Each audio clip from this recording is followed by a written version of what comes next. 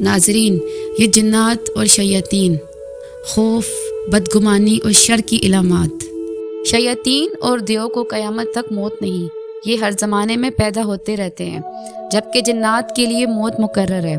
ان میں سے ایک مرتا ہے تو دوسرا پیدا ہو جاتا ہے۔ یہ تعداد میں انسانوں سے بہت زیادہ ہیں۔ جنات، دیو، شیاطین سب حضرت سلیمان علیہ السلام کے ماتحت تھے۔ ان کے زمانے میں دیو بہت سرکش تھے۔ انہوں نے خیال کیا کہ میرے ہوتے ہوئے یہ سرکشی سے باز نہیں آتے تو میرے بعد یہ انسان کو اور باقی مخلوق کو کتنی تکلیف دیں گے۔ ابھی آپ یہ سوچ ہی رہے تھے کہ غیب سے آواز آئی، آپ پریشان نہ ہوں، آخر الزماں حضرت محمد صلی اللہ علیہ وآلہ وسلم کی اولاد میں ایک محبوب انسان پیدا ہوں گے جن کا نام سیدنا حضرت عبدالقادر جیلانی رحمۃ اللہ علیہ ہوگا۔ جس طرح یہ جنات دیو آپ کے تابع ہیں، آپ کی قید میں ہیں، اسی طرح یہ حضرت عبدالقادر جیلانی رحمۃ اللہ علیہ کی قید میں اور تابعداری میں رہیں گے۔ یہ سن کر حضرت سلمان علیہ السلام خوش ہوئے اور اللہ کا شکر ادا کیا۔ سیدنا غوث اعظم حضرت عبدالقادر جیلانی رحمۃ اللہ علیہ کا جنات و شیاطین پر اس قدر رعب، دبدبا اور ہیبت ہے کہ وہ اپنے اپنے ٹھکانوں پر ہونے کے باوجود آپ رضی اللہ تعالی عنہ کے خوف سے ڈر جاتے تھے۔ شیخ عارف ابو خیر سے بیان ہے کہ میں بغداد میں رہتا تھا۔ ایک دن میری پیاری بیٹی فاطمہ غسل کے بعد بال سکھانے کے لیے چھت پر گئی تو واپس نہ آئی، وہیں سے غائب ہو گئی۔ میں نے پریشانی میں ہر جگہ، ہر کونے اپنی بیٹی کو تلاش کیا، مگر کہیں سے کوئی سراغ نہ ملا کہ لڑکی غائب ہوئی کیسے اور کہاں گئی۔ اس سخت پریشانی کے عالم میں جب سیدنا حضرت عبدالقادر جیلانی رحمۃ اللہ علیہ کی خدمت میں حاضر ہوا تو سارا واقعہ آپ کو سنایا۔ حضرت، میری بیٹی پراسرار طریقے سے غائب ہو گئی ہے یا گم ہو گئی ہے، کوئی علم نہیں۔ میں نے اس کو ہر جگہ تلاش کر لیا لیکن کہیں نہ ملی۔ مجھے میری بیٹی کا غم اور دنیا کے سامنے رسوائی بہت پریشان کر رہی ہے۔ آپ اس سلسلے میں میری رہنمائی فرمائیں۔ آپ رضی اللہ تعالی عنہ نے مجھے ہدایت دی کہ کرخ کے ویرانے میں ایک ٹیلے پر بیٹھ جاؤ اور اپنے گرد ایک حصار کھینچ لینا اور ایک دعا بتائی وہ پڑھنا۔ حکم کے مطابق میں نے بالکل ایسے ہی کیا۔ کرخ میں جا کر ویرانے میں حصار کھینچ کر وہ دعا پڑھی اور بیٹھ گیا۔ رات جب ہوئی تو میں نے انتہائی خوفناک شکلوں والے جنات و شیاطین کو اپنے آس پاس لا تعداد دیکھا۔ وہ میرے حصار کے گرد گھومتے، چکر کاٹتے اور آتے جاتے رہتے، مجھے ہر طرف سے نقصان پہنچانا چاہتے، مجھ پر وار کرتے، مجھ پر غصہ کرتے، مجھے ڈراتے، میری طرف دوڑتے، لیکن اس حصار کے نزدیک آتے ہی وہ جل کے پیچھے ہٹ جاتے۔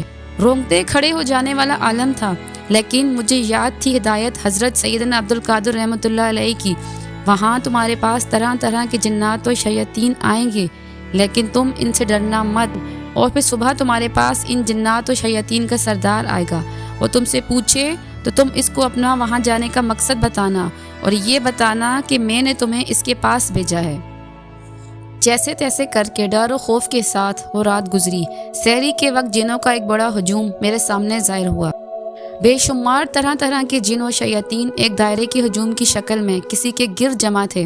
ان کے درمیان سے گھوڑے پر سوار ان کا سردار میرے سامنے آیا، میرے دائرے کے پاس سامنے آ کر کھڑا ہوا اور پوچھا، کون ہو تم اور یہاں کس کام سے آئے ہو؟ غصے میں غرا کے بولا، میرے راستے میں کیوں بیٹھے ہو؟ اتنی ہمت حوصلہ کیسے تم میں ہو؟ کون تم اے بندے؟ ارادہ کیا رکھتے ہو؟ میں نے جواب میں اس کو اپنی بیٹی والا سارا واقعہ بتایا اور یہ بتایا کہ یہاں مجھے سیدنا غوث اعظم رحمۃ اللہ علیہ نے تمہارے پاس بھیجا ہے۔ آپ رضی اللہ تعالیٰ عنہ کے نام سنتے ہی وہ فوراً گھوڑے سے نیچے اترا اور زمین میں دھس گیا۔ اس نے غصے میں، غضب میں اپنے گرد تمام جن و شیاطین سے پوچھا، یہ معاملہ کیا ہے؟ کس نے کی ہے یہ شرارت؟ تو اس کے تابعین میں سے ایک بولا، حضور یہ ہرگز ہمارا کام نہیں ہے، یہ ایک چینی جن کا کام ہے جو اس شخص کی بیٹی کو اپنے ساتھ لے کر گیا اور وہ اسی کی قید میں ہے۔ یہ سنتے ہی اس سردار نے حکم دیا، فوراً جاؤ اور اس لڑکی کو اس کی قید سے چھڑا کے لاؤ اور اس جن کو بھی اس کے ہمراہ میرے سامنے پیش کرو۔ ابو الخیر کے مطابق وہ چند جنات وہاں سے فوراً غائب ہوئے اور چند لمحوں میں میری لڑکی اور اس جن کے ہمراہ واپس آ گئے۔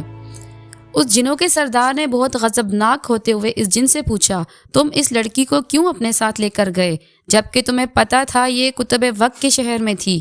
اس جن نے ڈرتے ہوئے جواب دیا، میں اس پر عاشق ہو گیا تھا، میں آسمان پہ اڑ رہا تھا، میری نظر اس لڑکی پر پڑی تو یہ کھلے بالوں میں چھت پہ کھڑی مجھے پسند آئی اور میں اسے اپنے ساتھ لے آیا۔ شہنشاہ جن نے جنوں کے ایک جلاد کو حکم دیا، فوراً اس احمق جن کی گردن اڑا دو، اس کی اس حماقت کی وجہ سے ہم کتنی بڑی مصیبت میں تھے اس کو اندازہ بھی نہیں، اگر یہ لڑکی نہ ملتی تو ہم سب کے ساتھ بہت برا ہونا تھا، اور لڑکی کو اس کے والد کے حوالے کیا۔ یہ سارا ماجرا دیکھنے کے بعد عارف ابو الخیر نے پھر سے اس جن سردار سے مخاطب ہوتے ہوئے کہا، جن و شیاطین حضرت سیدنا غوث اعظم رضی اللہ تعالیٰ عنہ کے اس قدر تابعدار ہیں، مجھے معلوم نہ تھا۔ اس پر اس جن سردار نے جواب دیا، خدا کی قسم جب سیدنا غوث اعظم رضی اللہ تعالیٰ عنہ ہماری طرف نگاہ کرتے ہیں تو خوف و ڈر سے زیر زمین تمام جنات و شیاطین کانپنے لگتے ہیں۔ اللہ تعالیٰ جب کسی کو کتب وقت بناتا ہے تو تمام جن و انس اس کے تابع کر دیے جاتے ہیں۔ اسی طرح کا سیدنا غوث اعظم رضی اللہ تعالیٰ عنہ کی شان کا ایک اور واقعہ، ان کی خدمت میں اصفہان سے آیا ہوا پریشان حال ایک شخص حاضر ہوا۔